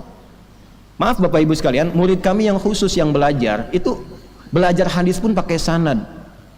Nggak bisa begini, innamal a'malu binniyat, nggak bisa. Dari siapa terima, kitab mana, dari siapa sampai ke Nabi. Itu belajarnya. Nah sekarang kita menyampaikan ini, kemudian di soal yang nyoal kita alumni teknik industri kan nggak nyambung. Ini kan problem. Tapi kan jadi ustadz. Nah itulah hasilnya gitu. Ini masalah.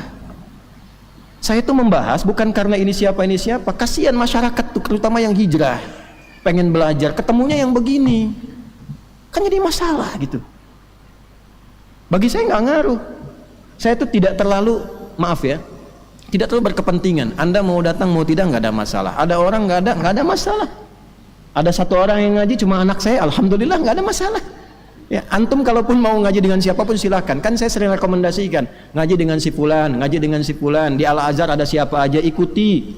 Jangan lihat siapa, ambil kalau baiknya ada ambil, mendekatkan pada Allah pada Rasul ambil. Kalau tidak sepakat jangan mencela. Ini pun jangan dicela. Nggak boleh begitu. Dan saya tidak tersinggung kok, nggak apa-apa. Ya, kan hisabnya di hadapan Allah nanti saat kembali. Ada yang menyebut Adi Hidayat dicoret mukanya Yahudi. Wah, ini Ruwaibidah dan sebagainya. Nggak apa-apa. Nanti saat kembali pada Allah masing-masing dibuktikan. Ya, biasa saja. Justru kita itu kalau dicela itu berarti sesuai fitrah. Fitrahnya kan begitu, pasti dicela kan? Allah dicela, malaikat dicela, Rasul dicela, ulama dicela. Adi Hidayat itu siapa gitu? Masa nggak mau dicela? Ya kan? Paham nggak sampai situ? Nah, jadi tapi kita tidak boleh mencela. Antum pun jangan mencela, nggak boleh. Ya, jangan menjatuhkan orang, nggak boleh. Ustadz itu jangan dicela. Mungkin ada kelebihannya, ada baiknya, ada segmennya yang bisa belajar dekat dengan Allah di situ. Itu yang terbaik itu begitu. Paham sampai sini? Saya pernah mengatakan kalau Anda belajar dengan saya dan ilmunya hanya digunakan mencela orang lain, saya tidak mengakui Anda sebagai murid. Betapapun orang itu mencela saya, biarkan saja. Nanti saat kembali pada Allah ada hisabnya masing-masing. Ya, saya bukan pengagum hukum positif dalam arti begini, jangan dipotong lagi nih. Pasti.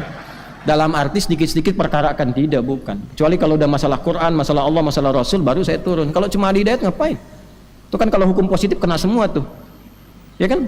Pencemaran nama baik, fitnah apa kena semua. Pasalnya pun lengkap itu, bisa 6 tahun penjaranya. Ya, tapi kan untuk apa? Masa muslim satu dengan muslim yang lain bersaudara kok menjatuhkan orang? Kan tidak boleh begitu, tidak boleh. Ya. Paham sampai sini? Nah dari sini ketika turun ayat tadi wasyu'ara ayat 224 khususnya, ya sampai ke ayat 225-nya, sebelum masuk 226 khususnya 227 khususnya, itu datanglah para musisi, bahasa sekarang nih. Bahasa sekarang. Kalau terjemah bahasa Indonesia para penyair, kalau bahasa Arab aslinya para syu'ara yang memang mereka itu sudah masuk Islam. Bahkan mereka banyak hijrah ke Habasyah. Ada di sekitaran Nabi, sering membela Nabi. Kalau Nabi dituduh, direndahkan, dicela, turun Hasan bin Thabit. Bikin syair membela. Kalau dihantam Nabi, turun Abdullah bin Rawahah. Balik membela. Turun Ka'ab bin Malik, balik membela. Mereka datang ke Nabi, ya Rasulullah, Anda kan tahu Allah Maha mengetahui profesi kami ini apa. Kami kan sama dengan mereka profesinya. Sedangkan Quran turun ayat celaan wasyu'ara'u yattabi'uhumul ghawun, banyak penyimpangan dari para musisi itu. Alam tara annahum fi kulli wadi yahimun. Kenapa enggak kamu perhatikan kadang pekerjaan mereka sia-sia. Datang cari inspirasi dulu ya, turun ke lembah macam-macam, lupa dengan keluarga, lupa dengan adab, lupa macam-macam. Yang penting dapat lirik, dapat inspirasi. Tuh. Apalagi kalau pakai alat. Kalau musisi sudah pakai alat, pakai macam-macam yang tadi itu, dibawanya ke khamriyat. Udah pasti tuh, kalau sudah pasti mabuk, pasti zina. Dulu begitu jahiliyah, saya tidak bahas yang sekarang ya. Bahas yang dulu. Kalau musisi dulu sudah bahas pakai lagu, pakai alat, pakai macam-macam ma'azif, dan kumpul-kumpul, itu sudah pasti. Minum-minum itu pasti. Zina itu pasti, makanya disebut malahi. Turunlah hadis Nabi. Ya, akan ada orang yang menghalalkan sutra, pernah dengar itu? Ya, kemudian ma'azif, ujungnya ma'azif. Apa itu ma'azif? Alat-alat musik yang melalaikan yang malahi. Makanya tafsirnya al-malahi gitu. Ditafsirkan ke situ, itu gabungan satu konteks, satu gabungan. Ya. Harir itu kan diharamkan, laki-laki nggak boleh pakai sutra, gitu kan? Kemudian ma'azif, kok bisa digabungkan ke situ? Zina kan jelas haram, itu dosa besar. Zina itu dosa besar. Kok bisa Nabi menyampaikan akan ada yang menghalalkan zinanya halal, ya kan? Kemudian apalagi pakai sutranya halal. Kemudian ma'azif, alat-alat musik nyanyian digabungkan, itu wawunya tafrik atau ma'iyah? Tanya dulu tuh. Kalau tafrik bedakan satu-satu, ketika dibedakan hukumnya beda. Kok bisa dosa yang ini disamakan dengan zina? Zina itu kan kabair. Sedangkan musik, ulama yang mengharamkan pun itu haramnya haram shaghair. Kok bisa digabungkan? Maka ulama menyimpulkan disatukan nih, maksudnya nyatu. Apa maksudnya nyatu itu? Kalau orang sudah datang ke satu tempat yang di situ ada alat-alatnya sambil berkumpul perempuan dan sebagainya, pakai pakaiannya bagus, mabuk-mabuk, kumpullah tiga itu. Ya kalau sekarang maaf ke diskotik tuh, yang nyanyi-nyanyi lagu-lagu dan sebagainya, kumpul semua kan? Pakaiannya kan nggak mungkin pakai pakaian baju koko begini. Ya pakaiannya pasti aneh-aneh. Datang ke situ pakaian perlente, gitu kan? Lalu lenga macam-macam lah gitu ya. Musik kan ada kan, udah itu kan zina. Benar nggak hadisnya? Benar, dan marak sekarang itu maksudnya. Saya belum bicara sanad loh. Ini di Al-Bukhari, betul. Antum ngaji sampai tamat nggak sanadnya? Itu mu'allaq atau musannad? Begitu cara ngajinya, ternyata mu'allaq. Mu'allaq itu ada rawi yang terputus, nggak nyambung. Ibnu Hajar menyambungkan itu, mencari 15 rawi, tetap tidak ketemu satu. Nah saya sampai situ ngajinya. Di kitab mana ditemukan nih kitab ini nih? Fiqhul ghina wal musik fi dhawil Quran was sunnah. Fikih lagu dan musik dalam timbangan Quran dan sunnah, lengkap di sini disampaikan. Cuma mau baca nggak? 222 halaman lebih. Sampai dalilnya. Nah maka ketika situasi ini ada, Nabi mengatakan haram, ini haram. Yang tadi sahabat-sahabat Nabi itu ngeluh, gimana kami statusnya ya Rasulullah? Muncullah ayat 227, illal ladzina amanu. Kecuali para musisi yang beriman. Musisi itu bahasa sekarang yang saya sampaikan. Kecuali yang beriman, beramal soleh, wa dzakarullah, ingat Allah, wantasara min ba'di ma dzulimu, menolong agama dan sebagainya. Itu dibenarkan oleh Quran yang bilang Allah, bukan Adi Hidayat. Gitu. Maka di copy paste jadi nasyid-nasyid. Wantasoro itu siapa di antara mereka? Yang hamasah, yang membela Nabi dalam parade perang, ada defile itu. Defile itu ada lagunya, ada iramanya, ada himne. Lagu kebangsaan itu, siapa yang berani bilang lagu kebangsaan bid'ah haram itu? Ayo coba. Coba bisa nggak berfatwa? Indonesia Raya haram hukumnya. Ayo bicara coba. Berani nggak? Konsisten dong. Ayo. Kopassus punya himne tuh. Himne komando. Sikap, nan tegap, waspada dan wibawa. Saya bimbing Kopassus loh, gini-gini juga. Coba bilang haram. Ya, gimana menempatkan itu? Gimana menempatkannya? Maka ulama melihat. Lalu hadisnya bagaimana? Ini di halaman 61 62 diruntut di sini sahabat-sahabat Nabi mana yang bahkan sering mendengarkan lagu itu. Jenis lagunya apa? Diruntut. Oh pernah dipakai saat pesta pernikahan, bahkan rebana dipukul. Oh ini pernah ada, bahkan ada beberapa sahabat yang ada orang budak sedang main gitar itu, lalu melakukan, didengarkan oleh dia. Sampai yang satu komen, ya dijawab apa? Lihat dulu, sampaikan dikasihnya begini. Ini lengkap di sini dialogkan dengan kitab-kitabnya, sumbernya di mana dan sebagainya. Lebih daripada 70 orang yang fiqh di sini menyebutkan. Tapi yang mana? Yang haram juga ada.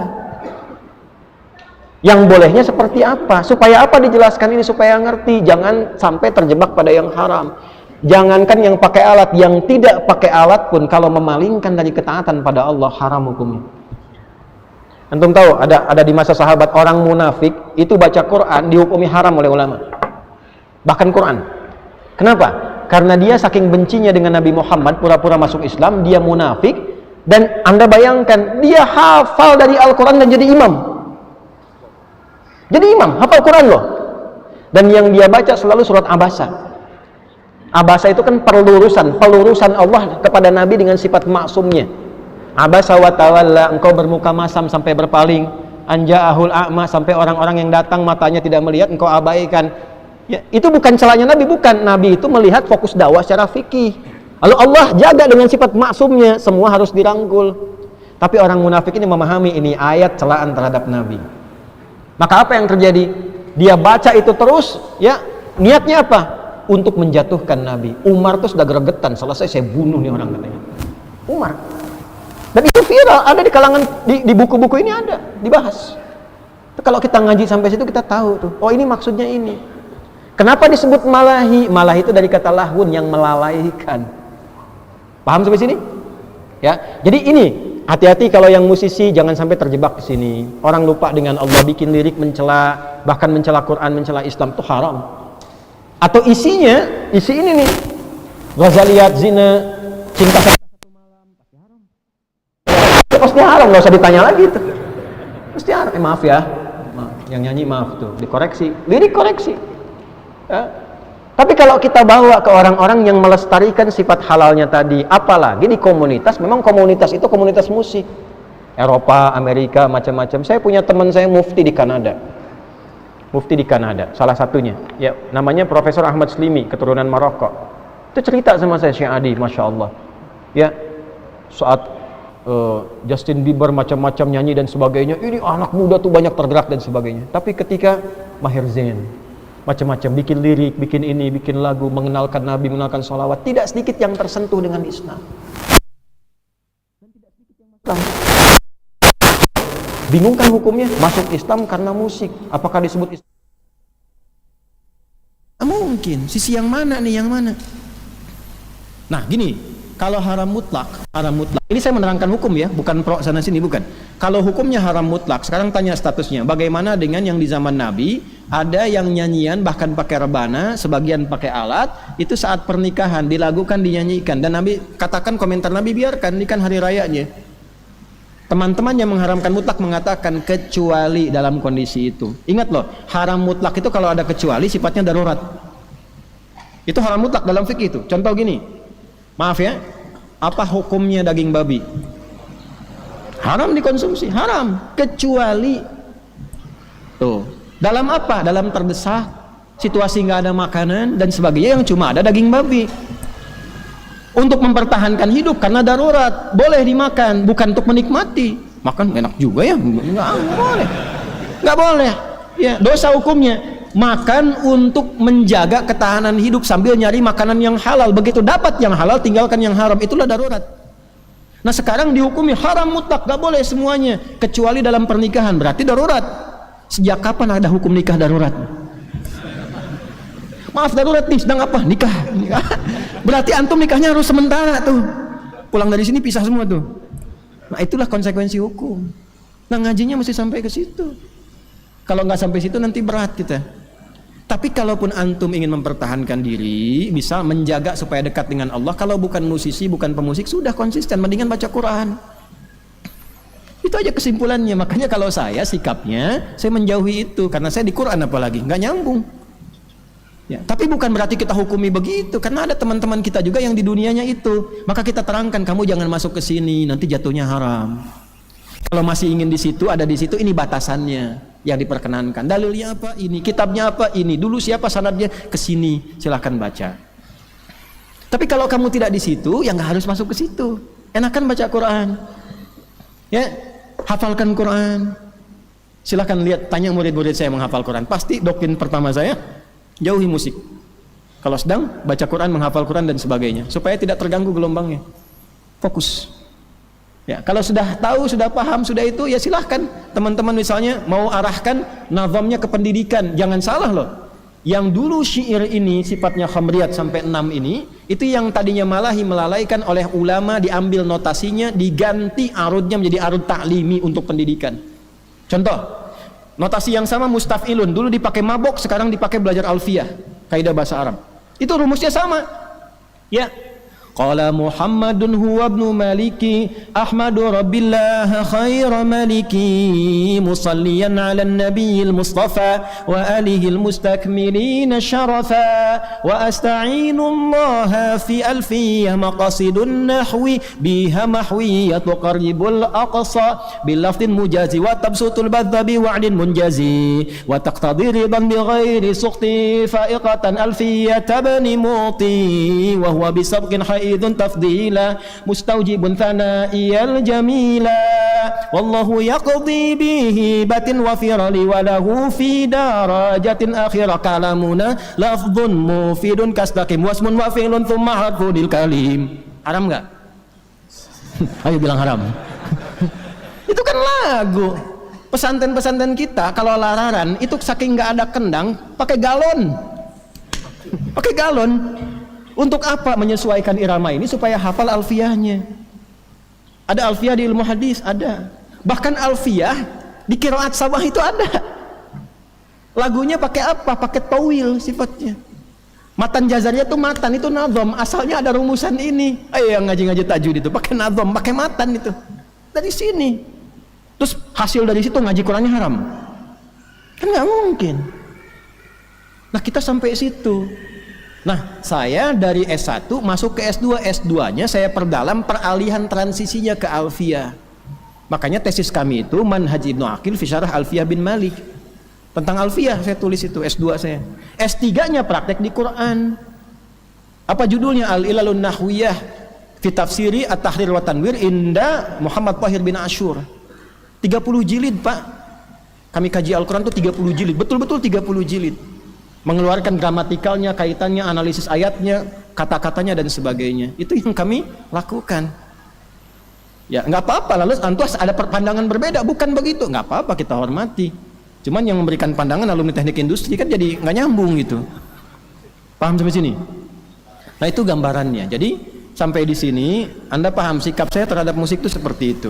Tapi kalau hukum kita jelaskan supaya mengerti. Dari situlah kemudian menyebar Islam meluas sampai ke Persia dan sebagainya. Notasinya berganti. Dari arud dikeluarkan notasi. Ya ad-durul mufassalah. Durul mufassalah itu mutiara yang tersambung. Lalu kalau kata-katanya dikeluarkan jadi huruf da, dal, ro, mim, fa, sod, lam, sin, dal. Dikeluarkan jadi melodi do, re, mi, fa, sol, la, si, do. Itu asalnya. Dibawa ke daerah ke Sunda itu ada daminati lada, ada pupuh. Ada mas kumambang, ada macam-macam. Budak petik bisa ngapung, babakung ngapung napeting, nah dan sebagainya itu ya kan ada kan itu ya. Ya, itu bapak doblang wawalaran dan seterusnya itu kan ada itu di situ itu pupuh namanya. Daminatila danatina midalatina ada tuh. Saya tuh riset Pak untuk menghukum itu saya riset di sini apa sini apa sampai nanti kemudian dipakainya di apa. Ketika orang Islamnya jauh dari Quran ini masalahnya. Ngajinya turun, kesunahnya turun, sehingga lemah, kalah. Kemudian orang-orang Islamnya dibawa peradaban ke Barat, oleh Barat dikembalikan lagi ke sini. Ini yang jadi problem sekarang. Dulu dipakai ngaji, sekarang dibalikin lagi. Ketika jadi notasi, dibentuk notasi yang dikembangkan lagi. C D F G A B C G A B C D F is G D F is G A B C D A B C D F is gis A F is gis A B C dis E B C dis F is gis A is B F is gis A is B cis dis A is bis cis is A is bis gis A is bis cis. Muncul kunci A mayor, A minor, kunci F, kunci G, kunci linggis, kunci tang dan sebagainya. Saya nggak paham itu. Ya, bam bam bam bam itu asalnya ke situ, balik lagi ke sini. Digabungkan alat itu ketemunya di mana? Konser, organ tunggal macam-macam, biduannya joget-joget nggak karuan. Ya jelas haram.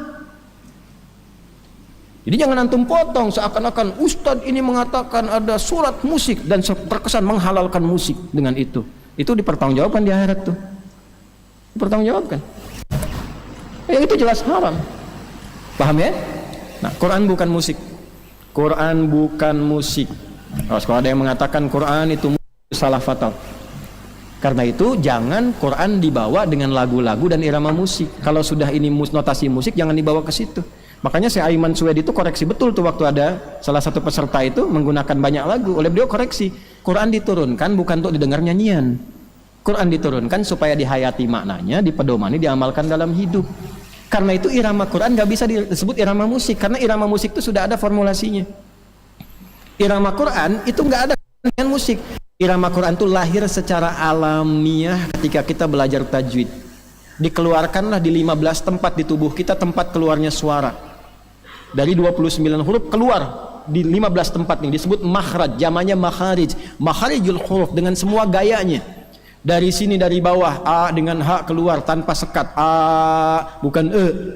Disalah kalau ngaji a'udzubillahi minasyaitonirrajim, itu salah, A bukan E, A. Ya, jadi kalaupun bagus tapi salah, panas telinga kita itu. Ya, H nggak ada sekat. Masuk ke sini halak itu dibagi lagi nanti adna, yang sini ada pertengahan, ada yang ujung aqsal halak, yang di tengah-tengah ada ha dengan a, ha huda, ha di sini huda petunjuk, huda nyanyian buat unta. Ya, huda lil muttaqin pakai ha bukan hu. Huda lil muttaqin petunjuk untuk orang takwa, huda lil muttaqin orang takwa naik unta dinyanyiin. Salah. Bukan arad, alamin. Di sini alamin semesta alam, alamin orang-orang sakit. Fatal. Alhamdulillahi rabbil alamin. Segala pujian hanya milik Allah penguasa semua alam. Alhamdulillahi rabbil, di luar Quran, alamin. Segala puji bagi Allah Tuhannya orang-orang sakit. Salah. Fatal. Bukan A, bukan A, ngalamin. Nah, nggak ada. maaf. Contoh aja. Nah, jadi nggak bisa dipakai itu. Nah, iramanya keluar apa? Itu bukan irama sebetulnya. Itu alamiah keluar dari tubuh ketika dipakai bacaan dengan tajwid. Ini baca kalau pendek maknanya begini, kalau panjang begini. Bukan karena lagu, nggak ada hubungan sama lagu. Sebab kalau dibaca pendek makna berubah. Harus panjang bacanya. Ya. Fataha pendek, fataha beda sedikit sudah beda. Ya, fataha buka, fataha saling buka sudah lain. Makanya mesti baca mad, panjangin mad. Pak Imad bapak panjang tuh. Ya, mad. Kapan berhenti waqaf, kapan nyambung wasal. Kalau nggak berhenti nyambung mana salah. Jadi bukan karena irama. Makanya definisinya at-tajwidu lughatan al-ityanu bil jayyidi wastilahan ilmun yurafu bi haqqu mustaqim nasifati wal mududi wa ghairi dzalika katarqiqi wa nahwihima katarqiqi wa tafhimi wa nahwihima ghayatu ilmi at-tajwidi ghayatu bulughun nihayati fi itqani lafdhil qur'ani ala ma qiya min al-hadratin nabawiyyati afsahiyati wa qila ghayatuhu sawnul lisani 'anil khata'i billahi ta'ala. Kan begitu di Hidayatul Mustafid fi ilmi tajwid itu. Tujuan kita baca Quran mendapatkan ridha Allah, lisannya dijaga, bacakan huruf sesuai dengan tempatnya, sesuai dengan sifatnya, sehingga sesuai karakternya. Kapan tipis, kapan tebal, bukan karena irama. Makanya Quran nggak bisa dibacakan dengan lagu-lagu irama yang sudah khusus di bidang-bidang musik, nggak bisa. Gak usah aneh-aneh. Misal nih, Madid, Tala'al badru alaina. Itu dari zaman Nabi sampai sekarang nggak ada imam-imam ahli qiraat baca Quran pakai irama itu. Coba aja sini ad-duha pakai irama itu. Wad-duha wal-laili idza saja, bubar jamaah. Apa saya silakan. Ntar kalau udah ada yang nyeleneh begitu yang lain ngikut. Ya, para alisan sana ngikut tuh. Irama Al-Fatihah pakai irama Manuk Dadali. Iyyaka na'budu wa iyyaka nasta'in, bubar. Dan hilang. Sama aja hilang. Ya, makanya nggak usah aneh-aneh, nggak usah langgam Jawa, langgam Sunda, nggak usah aneh-aneh. Quran tuh baca dengan tajwid selesai. Jangan ikutkan Quran ke lagu, ikutkan ke tajwid. Lagu bagus, tajwid salah. Itu kami tuh nestapa dengarnya itu. Capek kita. Ya, orang tua kita dulu tuh sederhana, dari mulai ngajinya pakai bacaan-bacaan qiraati misalnya turunannya itu kan jelas tuh, baca sampai saking bisa pengen ngaji tuh pakai lampu semprong. Yang kayak semprong lampu gitu kan. Ya. A fata a fa fata fa lam doma lu apa lu ini macam-macam kan. Ya, balas sama yang sana lagi ba fata ba fa fata fa lam doma lu bapak lu kan. Lagi tuh ngajinya tuh nggak aneh-aneh, lagu ini lagu itu, dia ngaji aja pakai tajwid, kerasa tuh enak ke hatinya itu. Ya, jelas sampai sini. Nah itu yang saya maksudkan. Setelah ini terserah. Ya, saya tidak menyukai perdebatan, kegaduhan macam-macam. Karena gini, kalau orang sudah gaduh, dijelaskan pun tidak akan terima. Sudah bid'ah aja katanya. Jadi ada seorang psikolog tuh, William James namanya, mengatakan begini, kalau orang datang menerangkan yang baru dan dalam, dan orang belum terbiasa, dia akan menolak. Dia katakan nggak benar itu. Setelah datang bawa dalil, nanti lain lagi. Oh nggak begitu juga. Ya, nanti setelah diterangkan secara detail, nanti lain lagi. Memang seperti itu kok biasanya, gitu. Tapi tetap tidak mau terima. Jadi makanya kita ngaji tidak harus dengar persepsi orang dan jangan jatuhkan orang. Tidak usah celah orang, yang penting paham hukum. Nanti sikapnya bagaimana masing-masing memilih, kan tidak boleh memaksa. Fadzakir innama anta lasta alaihim. Tapi kita punya sikap. Saya sampaikan pada Anda, kalau Anda nggak ada di dunia musik, nggak usah masuk ke situ. Baca Quran, baca hadis, ngaji. Tapi kalau Anda jadi musisi, lihat batasan-batasan, jangan terjerumus pada yang salah. Paham sampai sini? Nah, alhamdulillah. Jadi itu yang teman-teman bisa kami bahas dan saya bertanggungjawabkan. Ya, karena ada kitab, ada semua, ada ayat, ada hadis, ada macam-macam. Ya, nanti saya tunjukkan deh. Ya pada teman-teman nanti aja, nggak usah sekarang, kan tidak boleh mendahului takdir dan sebagainya. Itu teman-teman tahu. Ya nanti kalau saya sudah ada di tempatnya, saya kabari teman-teman semua. Tapi kata kuncinya begini, konferensi ahli Quran sedunia berkumpul, membahas tema dan sebagainya. Kumpulnya di satu tempat, saya nggak perlu sebutkan. Dan yang diundang cuma ahli Quran. Saya terpilih mewakili Indonesia di WA langsung. Kan nggak mungkin manhaj rusak dipilih untuk datang ke situ. Mustahil. Nih Ustadz Hunaif ini di Al-Azhar. Saya ini diundang Al-Azhar, karpet merah ditungguin, datang. Kan nggak mungkin kalau akidahnya menyimpang kita datang diundang Al-Azhar. Ya. Nggak percaya tanya aja ke sana. Tanya kedutaan Mesir dan seterusnya. Jadi ya untuk apa? Tapi kan nggak perlu bicara-bicara begitu, untuk apa gitu. Kita ngajar bukan untuk begitu. Nggak ada kebanggaan. Yang bangga itu kalau Allah ridho. Takut kalau kita itu nggak diridhoi Allah, itu aja. Makanya Ustadz tuh tolong, ini Ustadz Unaif ini beliau ini lulusan Al-Azhar. Ilmunya banyak, yang perlu diviralkan yang begini. Kasih fokus itu. Ya nanti ngajar di channel-channel kita itu supaya orang tahu. Oh ini ilmunya ada, jalurnya begini dan sebagainya. Yang perlu diviralkan tuh dari daerah-daerah ulama-ulama kita, kan banyak itu. Ada Gus Qayyum, Gus Baha, macam-macam yang lain. Itu harus banyak dikasih panggung supaya banyak tercerahkan. Gitu. Kok ngaji kok jadi pandai, yang ramainya malah saling menghujat. Ngaji apa dapatnya? Coba antum ngaji, setelah itu kok pandainya pandai mencela, pandai menilai, pandai mencaci. Itu antum dapat apa?